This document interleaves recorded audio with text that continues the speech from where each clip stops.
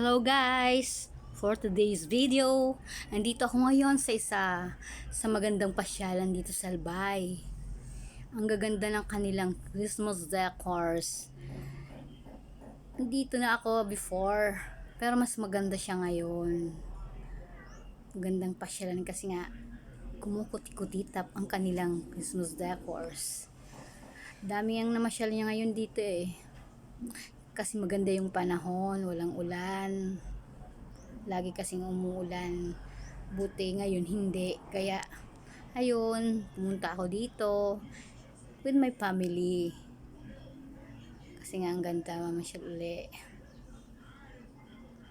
Ayun, may malaking Christmas tree nga dito magandang mag picture.